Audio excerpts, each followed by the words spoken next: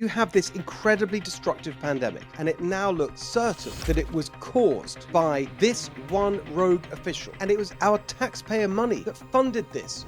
As the days and the weeks and the months have gone by, we see more clearly the scale of the cover-up. It is the biggest scandal of our age.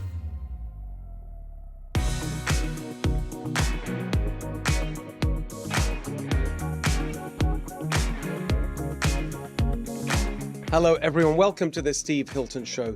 In a moment, I'm going to let rip on the absolute insanity of the climate extremism that's pushing us towards these EVs and these EV charging stations that cost an absolute fortune.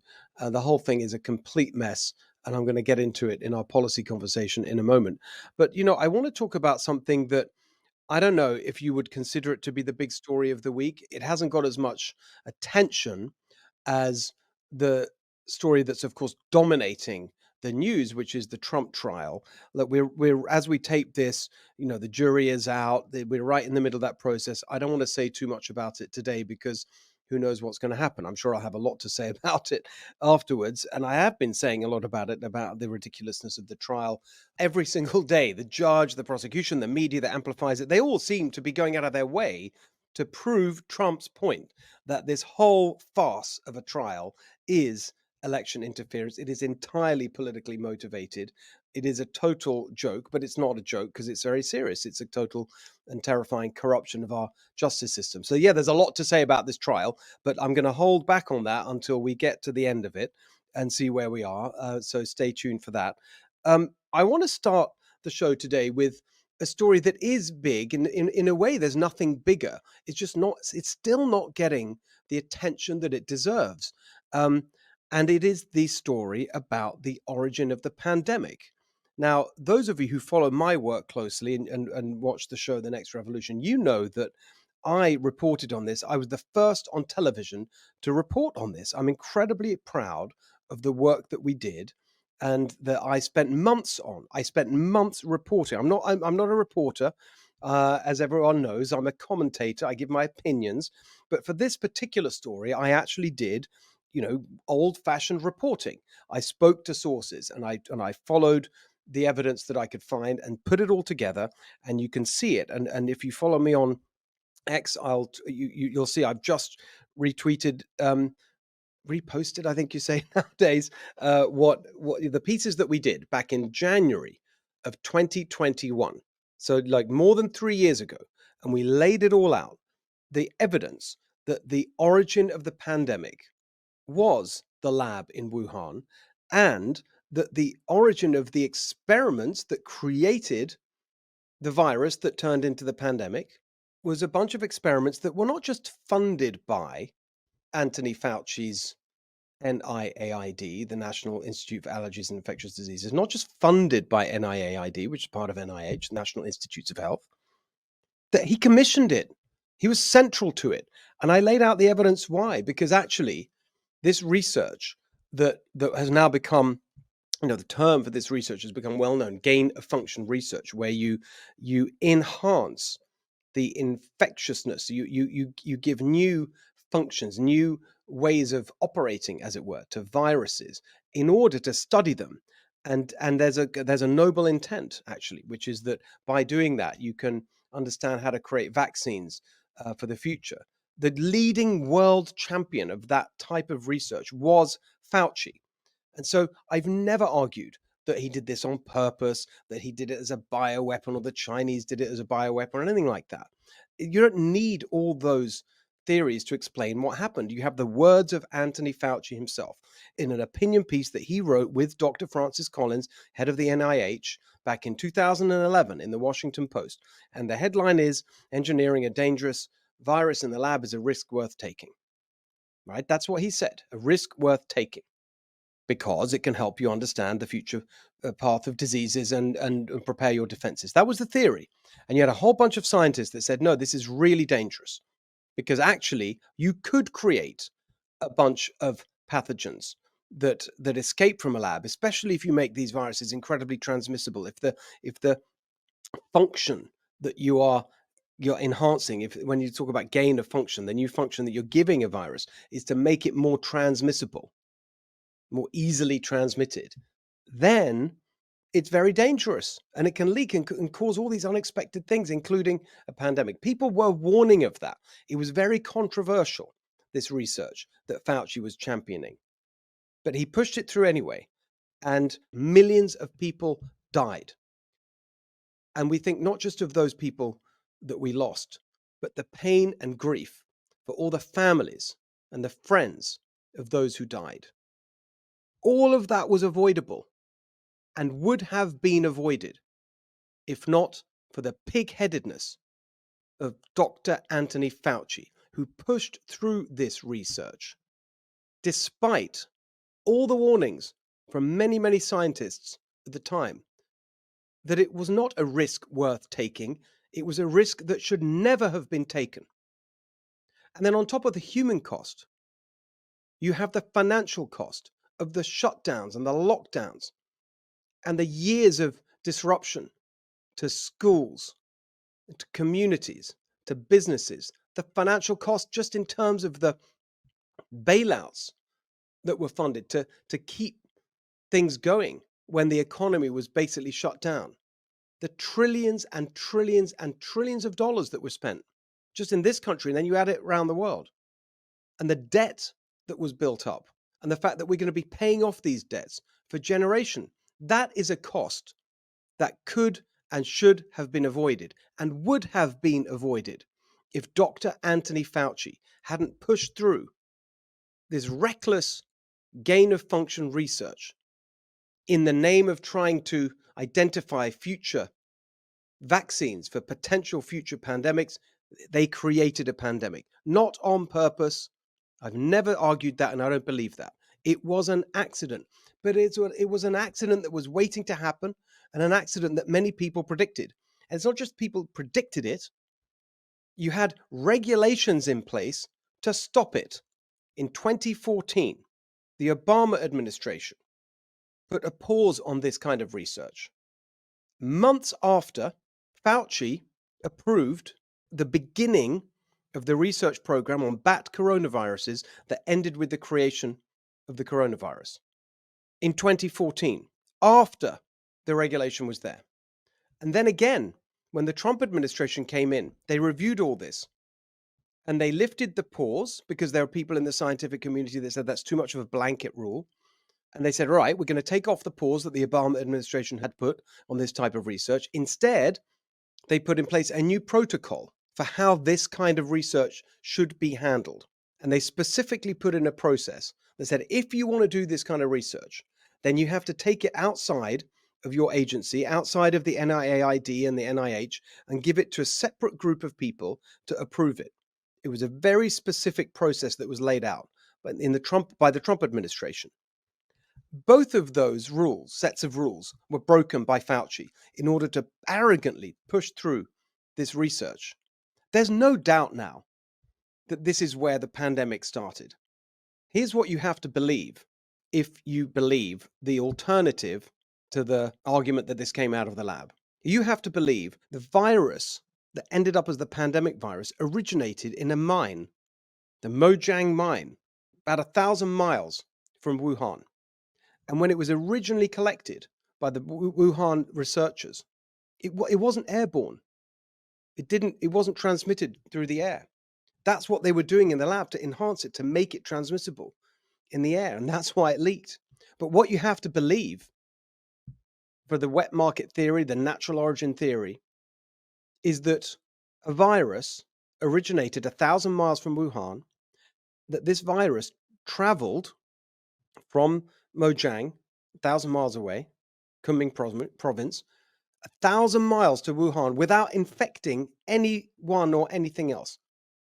It was carried by some unknown animal yet to be identified. They've tested tens of thousands of different species and never found any host. So this is the theory, that it traveled through some unidentified host 1,000 miles without infecting anyone or anything else. This, the most transmissible, the most infectious airborne virus that we've ever seen, It traveled 1,000 miles without infecting anyone. And it traveled to the one place on Earth where the nearest genetic match to itself was being stored and worked on in a lab. It traveled by coincidence to the one place on the planet where there was a genetic match without infecting anyone on the way, and then suddenly started infecting people in a wet market. It's impossible to believe. So that theory never made sense. All the evidence pointed to the lab leak theory. And ever since the evidence was laid out, all you've seen from these people who call themselves scientists. Do you remember Fauci's endless lectures about science and I am science? And when they're attacking me, they're attacking science. The whole point of science is inquiry, is open investigation and inquiry and testing things by the evidence and coming to the right conclusion. These people who dare to call themselves scientists and to uphold the values of science, ever since this argument was put out there that actually the pandemic that was so destructive could have been created through this process. Ever since that was out there, all they've done is try and shut down any kind of inquiry and cover up their own role. And that's why this is a story this week, because you've had a dogged committee in the House of Representatives. Another reason why these elections matter so much, because when the Democrats controlled the House of Representatives, when they had complete control of Congress, they had a coronavirus committee that was a total joke. It didn't get into any of this. But now that the Republicans took control, and they had a subcommittee that was looking into the origins of the pandemic, and they've been doggedly plugging away, trying to get information. And as the days and the weeks and the months have gone by, we see more clearly the scale of the cover-up.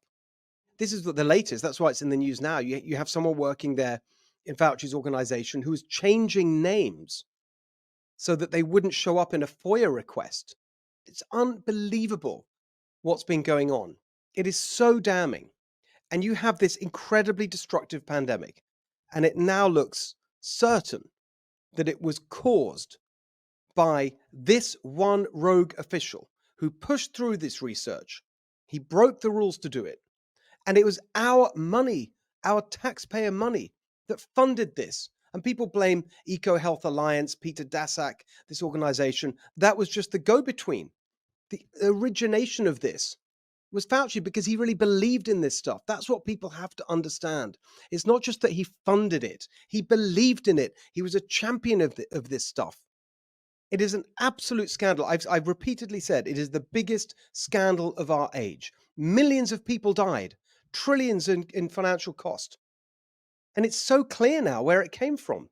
And still, they're just desperately trying to cover it up. It is an absolute scandal of massive proportions. Well, it does look like we're making progress, but we have to make more progress. And again, coming back to the key point here, I've never said that this was on purpose. This is not something that Fauci did on purpose.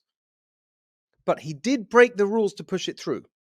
And so people say, well, you can't hold him accountable because government officials can't be held accountable when their policies go wrong.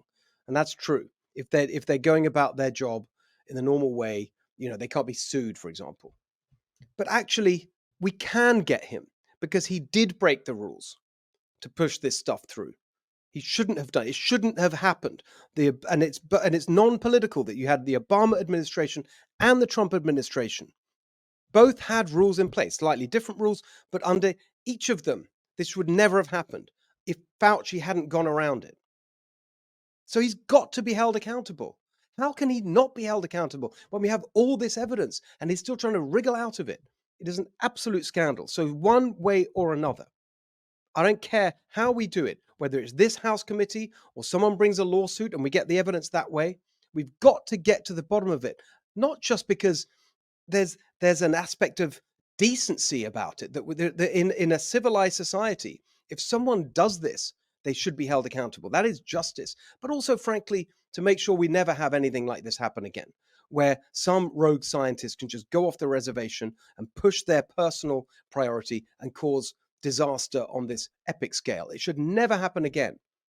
So we must demand accountability. This is not just about, attacking Fauci and making him the villain, whatever. No, it is about making sure that we are properly clear about the causes of this world-altering pandemic that took so many people from us, that destroyed so many families, and which we'll be paying for decades to come. That's why this is a big story. In a way, there's no bigger. And so we must keep pushing. Don't let them forget this. Don't let them move on to something else. We must keep going until Fauci is held accountable.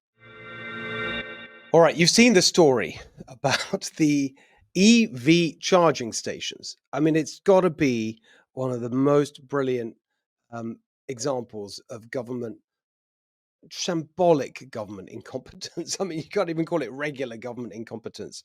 I mean, in the past, we've had stories. I think there was a famous story about overspending and waste in the Defense Department that became known as the $94,000 toilet seat or whatever. That became a big thing, I believe, decades ago. I remember reading about that.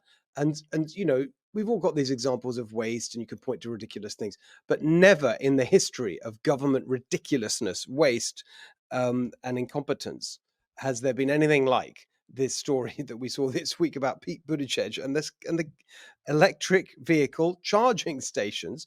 So they put into the totally falsely named Inflation Reduction Act, which of course is just a sort of climate extremism subsidy act, basically, money to pay for electric vehicle charging points, which are cropping up across the country, more of them in California than elsewhere, because there's a higher adoption of electric vehicles here. So I see them on the roads quite a bit. Other parts of the country, you don't see them nearly as much. The point is that the electric vehicle charging stations that you see in parking lots and shopping centers and so on around the place are typically put in there by the private sector. For example, Tesla, the best known, biggest electric vehicle maker, dominates the market here in California and across the country. The cost for them of installing one of these charging stations apparently is $43,000. $43,000 when the private sector does it. So guess what the cost is when the government does it? When Pete Buttigieg is in charge. If you didn't see the story, the number is it's almost so perfectly, beautifully round of a number. They put in $7 billion for EV charging stations in the act, in the Inflation Reduction Act in 2021. $7 billion, just over 7 billion. Let's call it $7 billion, and the total, it was just reported, of charging stations that they have installed as with this $7 billion is seven. Well, maybe 8, 7 or 8. I want to call it 7 because then we can say it's $1 billion per charging station. $1 billion for a thing where you just plug in your car. It is absolutely brilliant. And then you have Pete Buttigieg on the Sunday shows going on about how, well, it's very complicated because you have to connect the utilities, and it's not as simple as just plonking one of these things on the ground, blah, blah, blah, blah, blah. And even the interviewer, just looks at him and says, yeah, but 7? I mean, what are you talking about? And of course, then you look at the private sector cost, like an absolute fraction of that. But the real point here is actually it shines a spotlight on the whole fiasco of this EVs policy. There's so much wrong with it.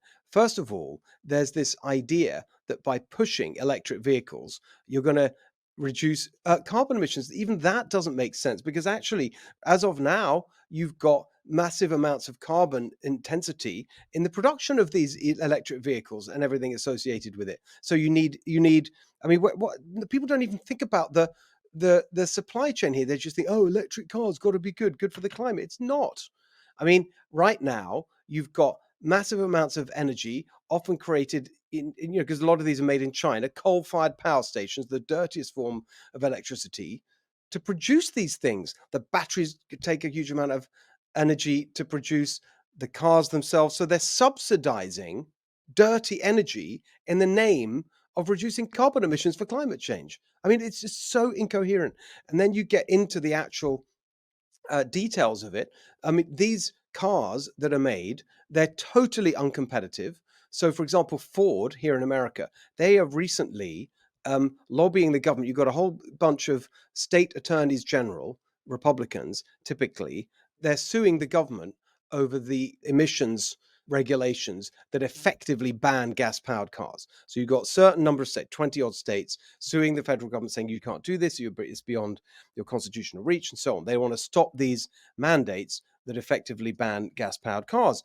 Ford is joining the government arguing against it. They want these regulations because they are totally committed to EVs, not because they want to be, because they've been, dutifully following along what the political ideology has been. We got to make more EVs. More EVs is all about electric vehicles. They're losing I think it's over $100,000 per vehicle that they sell, losing money on each one. Every single electric vehicle that Ford makes, they lose over $100,000. I think the number's 140,000, something like that. It's been reported. So this is a sort of financial catastrophe for Ford and the other car makers, and that's why they're all scaling back. General Motors scaling back. Hertz, the rental car company, just announcing it's slashing its fleet of EVs because no one wants to rent them. Because of course, I ended up being stuck with an EV once when I rented, and it's just a nightmare. You're driving around, you don't know where to charge it. It was raining in Southern California that day, so everyone's driving around crazily. You're trying to find a charging station. You get there's 2 or 3. There's cars all using them. You don't know when they're going to be finished. You've got to get to your next meeting. The battery's running out. I mean, it's just all absolutely ridiculous, and none of it makes sense anyway because the companies are losing money on it, so the taxpayers are subsidizing it. These cars are mainly bought by the wealthy, so it's a subsidy to the rich by the people who claim that they're for the working class. I mean, it's just nonsense, and it doesn't even help the climate because of all the energy that's used in order to make these things, plus the environmental destruction, as has been widely reported in terms of the components and the lithium and all the rest of the cobalt, child labor. It's just an absolute joke. And meanwhile, there's so many things you could be doing to actually reduce carbon emissions and fight climate change. Let's give them that, right? If you sign up to everything that the climate extremists say, yes, we have to prioritize reducing carbon emissions is the most important thing. The world's going to end. Like, just sign up to all of that. You wouldn't be doing this. You actually wouldn't be doing this without EVs. The carbon intensity of our economy has been declining because we've got more efficient ways of producing things, because you've got more renewable energy in the mix and so on. So that's all going forward anyway. You don't need to force people into EVs. And in fact, what you're doing by subsidizing it is actually getting people to use more energy that's actually dirty energy in a lot of cases because of the way these things are made. It's so incoherent.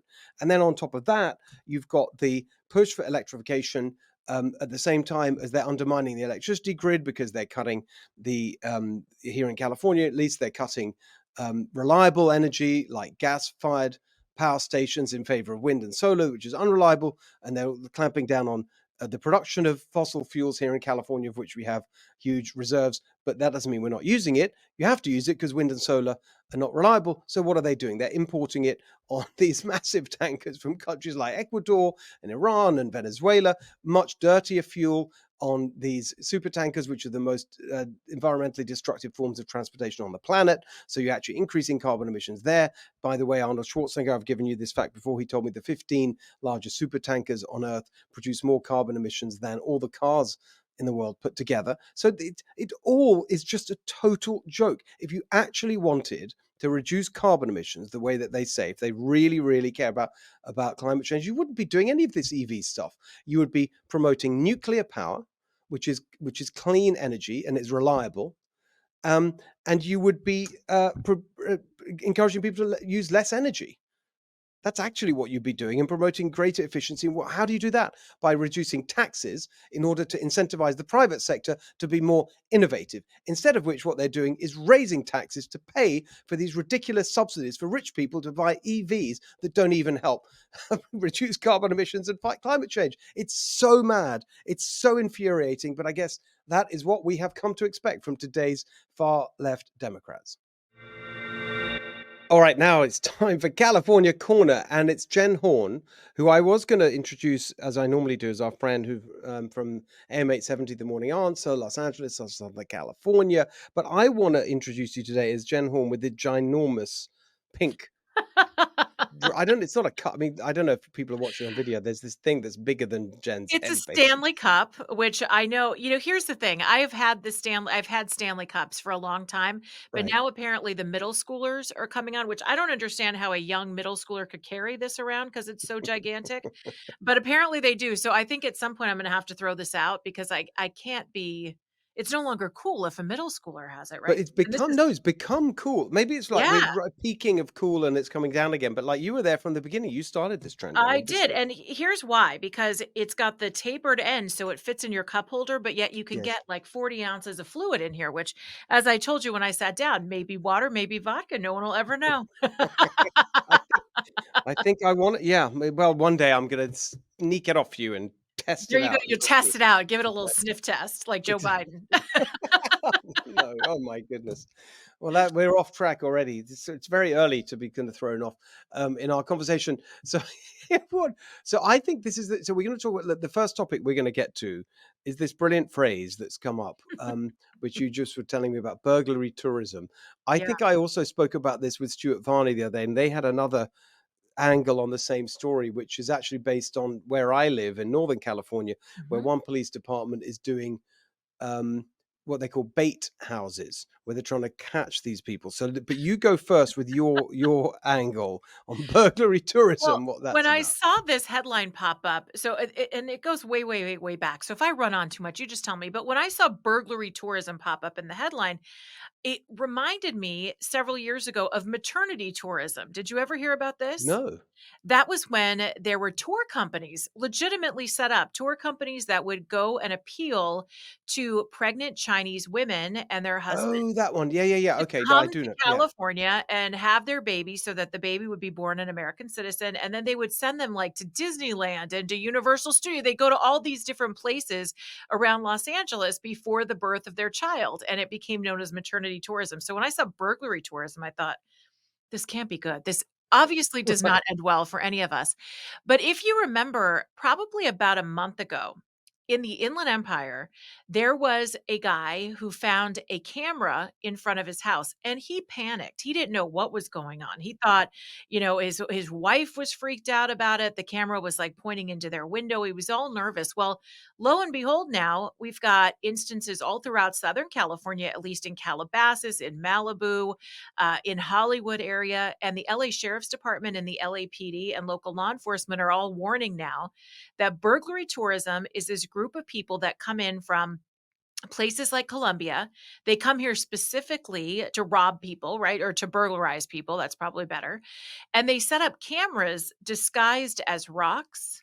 They set up cameras like with leaves taped over the outside of them on battery packs.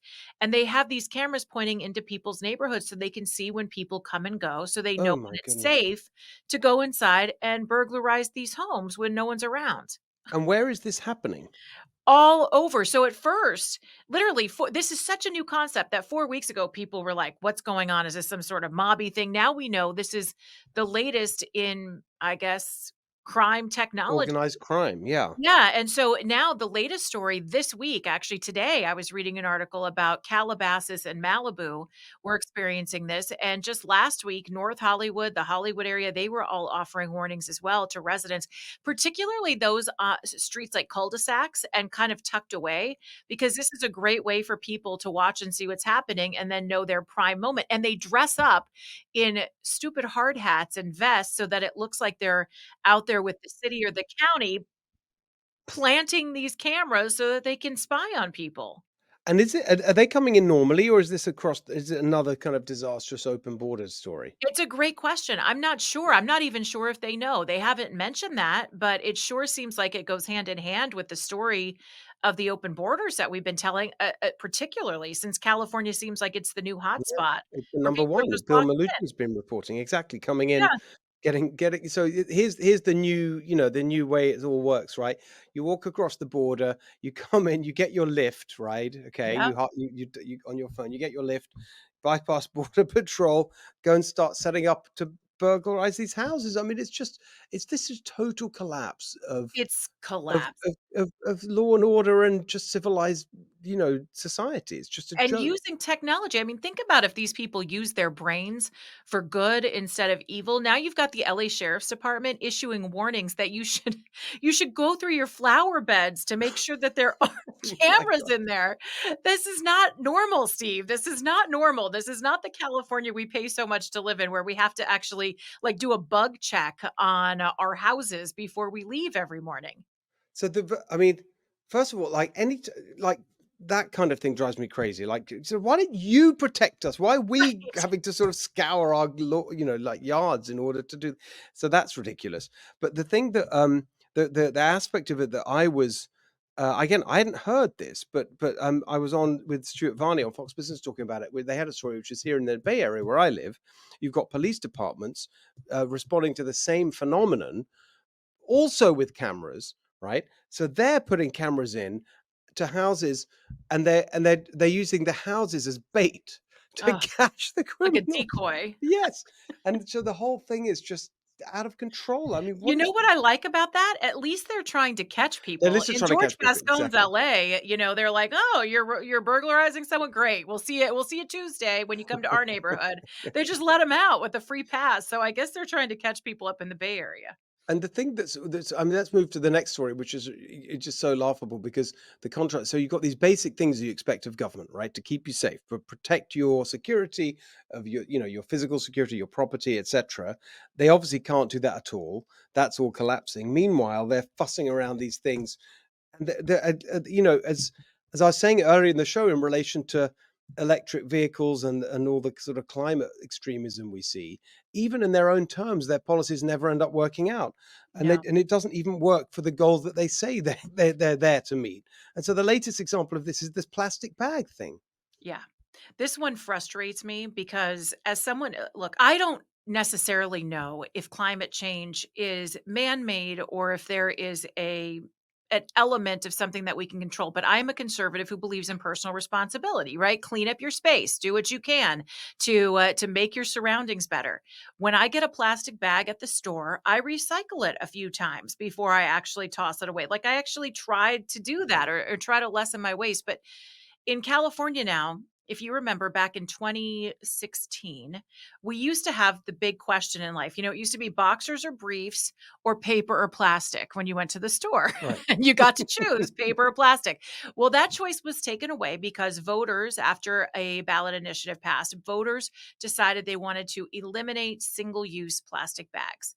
Well, the brainiacs in Sacramento decided that if we get rid of the single use plastic bags, that we must bring in recyclable plastic bags, which are just those single-use bags, but jacked up, thicker plastic. They look to me like they would take longer to break down than the single-use bags because they're very thick. And we have to pay 10 cents for those. And you have to tell me that people are not recycling these things any more than they were the single-use bags. So now fast forward, and they have come to, and they've realized that what they've done is actually created more waste for landfills. And so now there is a plan to completely eliminate plastic bags in California. So I am a problem solver, and I know California loves to spend money, and I know they love to subsidize things. So I'm thinking since we're getting rid of bags, Steve, that we should all be given little red wagons. I think that it'll help. It doesn't have any emissions, so we'll be able to carry our stuff to and fro, and if our cars break down or the batteries run out, we can just sort of push ourselves along in our little red wagons. I think maybe this That is is where it's going. By the it's way, where we that is should where go, we're going to exactly. And and if you want, I'll write a policy paper for you for Golden Together. I I think think it's little very red nice. wagons Little, for maybe all. we should make it little golden wagons, and then it'll be very Perfect. sort of On brand. colorful. It's just a joke, isn't it? Oh my god! But this is the thing. Like by the way, this is another feature of what happens is that we're right in that period of the year where they're producing all these bills are coming out of the legislature, and the governor's sitting there with dutifully signing these or vetoing some or sending them back or whatever. Hundreds and hundreds of bills. Yeah. No one has time to read them. Just a fraction get any kind of publicity at all. Just the most controversial ones. And so all this stuff just churns through the system, and Mhm. no one's really paying any attention to it. There's no real scrutiny or accountability. So if it turns out that they don't, and then years later, it's, oh yeah, we passed that thing. Yeah, it doesn't work. In the meantime, it's cost people money. It's Yeah. messed up businesses and their operations, and it's just another kind of making everything more annoying and complicated for no good reason. Just to underscore what you just said, because I don't know how many people, if you really realize what Sacramento particularly is doing every single day.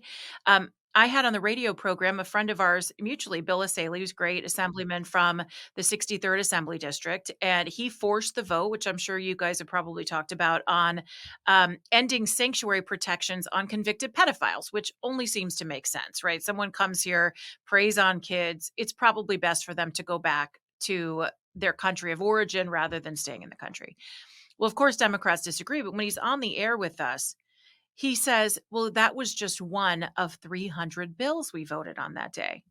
And my Wow. co-host Grant and I said, "Wait a second, 300 bills? That was almost the buried lead." And he said, "Oh, yeah." And he said, "Tomorrow we have 382 scheduled to vote on."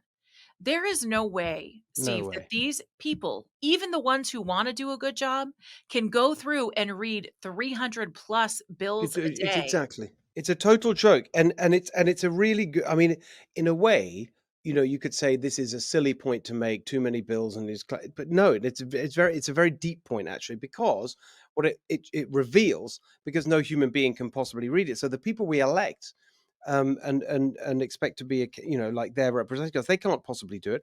So what it shows you is that the whole system is actually run by the staff, by the people in the background. And of course, that's where there's no accountability or transparency. That's where the lobbyists get involved. And all the people who work in those, you look at some of these kind of outlets that track what goes on in Sacramento. All the time, you find someone who is the legislative affairs director for such and such an assembly member going on to work as the public affairs director for such and such a company, or Coincidence, I'm a sure. lobbying group for an industry or whatever. I'm very much in favor of the private sector and so on. There's far too much regulation, but the point is often these businesses are actually using the regulatory process to protect themselves and keep challenges out. The whole thing is so corrupt, Yeah. and the fact that you've got so much legislation that no one can properly scrutinize, it puts all the power in the hands of the people in the the background, the swamp, the bureaucrats and the lobbyists. It's really bad. It's sort of like in my mind, the way I envision it, and this is probably very simplistic, but maybe not. It's probably exactly what happens. You've got a lovely wife, but there is an app, Tinder, out there where you just see a face and you swipe on it, yes or no. That's what I feel like these legislators are doing. They're sitting Right. there going, "Okay, this bill, swipe yes to pass, swipe left to fail." That's we deserve better than that, and Yes. the idea of going to Sacramento or going to Washington for that matter is not about the number of bills that you can pass, but about how you can improve people's lives, and certainly that's not what is happening in And that's California. not what is happening. And so you've got all these major problems, fundamental things, the crime, the homelessness situation, what's going on in the schools, basic things where you expect the government to get it right. And instead they're fussing around with hundreds and hundreds of bills that you don't know what the hell they're doing. And meanwhile, the actual big problems just get worse and worse. Ugh. What about the subway? You had something on the subway. That's always it's always a cheerful topic. I know, I feel like the 2 of us, we talk about the subway a lot in Los Angeles, but that's because the crime is totally spiking. You've got our leadership, which made the decision to pull law enforcement off the subway, and now there's been a surge. The mayor of LA, Karen Bass, has ordered that the LAPD and other law enforcement agencies now get back on the trains and buses because it's not safe. People are getting stabbed, they're getting shot, they're getting robbed. I mean, all kinds of things going on. Well, in order to prevent people from hopping fares, which I don't know, that might be the least of their worries on the subway, they decided in North Hollywood Station now that they're going to try a new pilot program where not only do you have to tap your card to get in, but you also have to tap your card to get out. Now, I don't know why the solution wouldn't just be more security.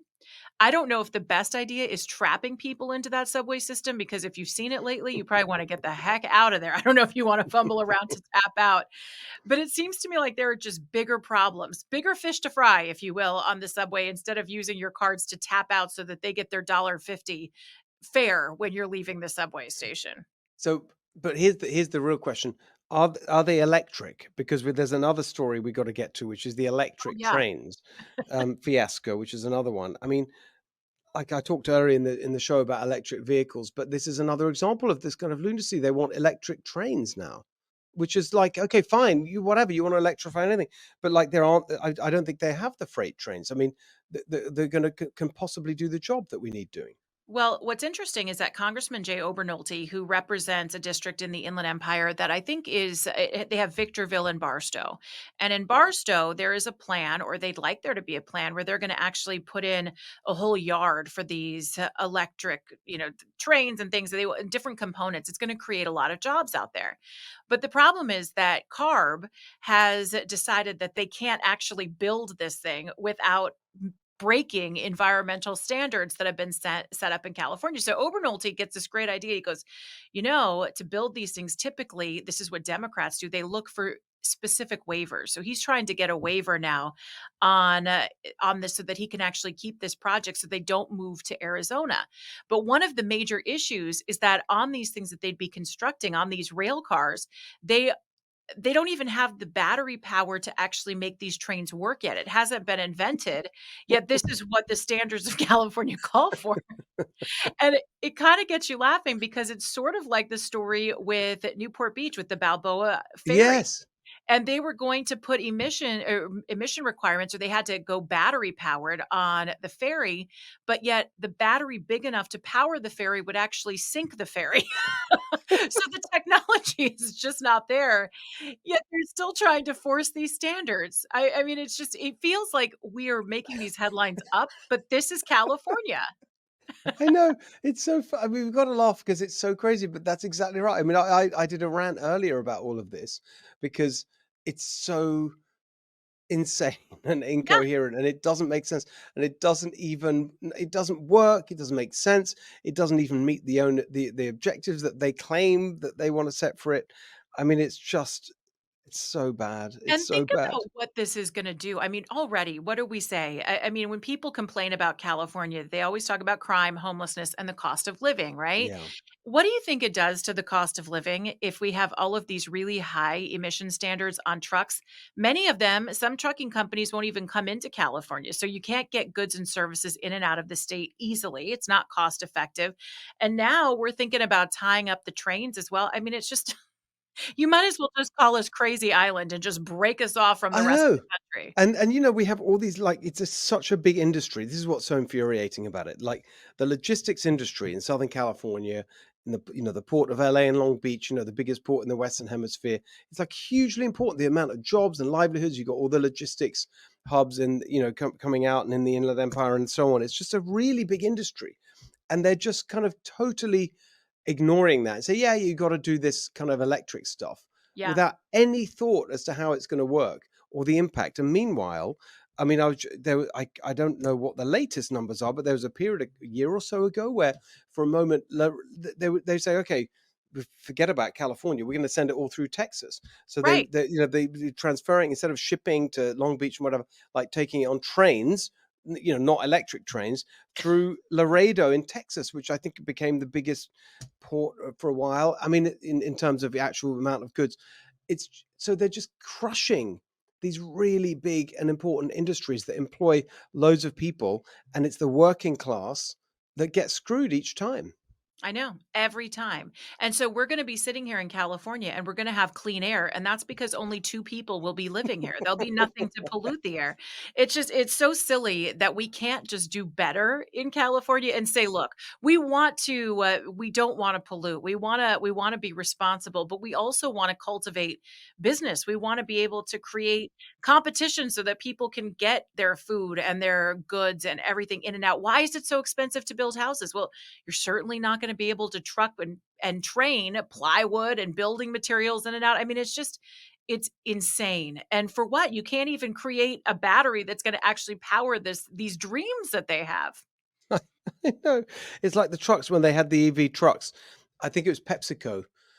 I've said this before, and they did some pilot with the electric delivery trucks or distribution trucks. And PepsiCo produces soda, but also they own Lay's and the chips and whatever.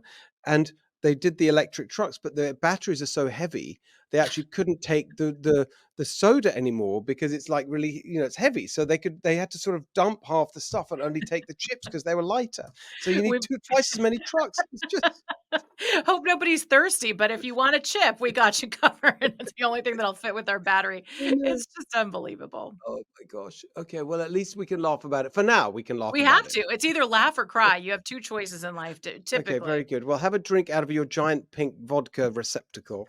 There you go. And Cheers to you. we'll see you soon, Jen. Thanks so much. Thanks, Steve. All right, everyone. A lot of detailed information in today's show. I just want to get this off my chest. And it's someone who obviously had a lot to get off his chest this week. I'm not sure he went about it in the best possible way. That is Robert De Niro, who showed up outside the courthouse in Manhattan to kind of suddenly weigh in on the Trump trial. I mean, I don't know whose idea this was. The whole thing was arranged apparently by the Biden campaign. So that in itself is inexplicable. After months of saying this is not political and nothing to do with us, and it's just the justice system in action, and Trump must be held against, blah blah blah, and then finally, right in sort of the end, they must be totally desperate. I don't know about the fact that this trial hasn't hurt Donald Trump politically, and in many ways has helped him. So what do? They send in Robert De Niro, who comes out like wearing a mask. Like, what is that about? Outdoors. Absolutely insane. So he looks insane. He's wearing a mask. I mean, that's outdoors. Come on. Then he goes to the microphones and starts ranting and railing about this and that. And Trump's going to destroy the world, and just comes across completely unhinged. Um, why? What's the point? What are they doing, these people? I just don't understand it. Um, it is just completely ridiculous. But the more serious aspect of this is at the same time that was going on, you had the White House announcing that Biden was going to respond to the Trump trial from the White House. Oh, but by the way, not in a partisan political way. So why are you doing it then? The whole thing is a joke. Um, these people have completely lost the plot. I think it is desperation. They can see that Biden is sort of collapsing in front of our eyes. He barely, it used to be the case that, once a week there'd be some terrible event and he'd stumble or, get something wrong or whatever. Now it's literally every time he goes out without fail, every single time. It's just an absolute calamity. I guess they feel that. And so they're lashing out and doing all this stuff. I don't think it's helping them, but in the process, it's doing a lot to undermine our faith in the justice system, because they're sending in these, political goons to make these points. Then how on earth are we supposed to take seriously their claims that this is not a totally partisan event and an attempt to influence the election? It is obviously ridiculous.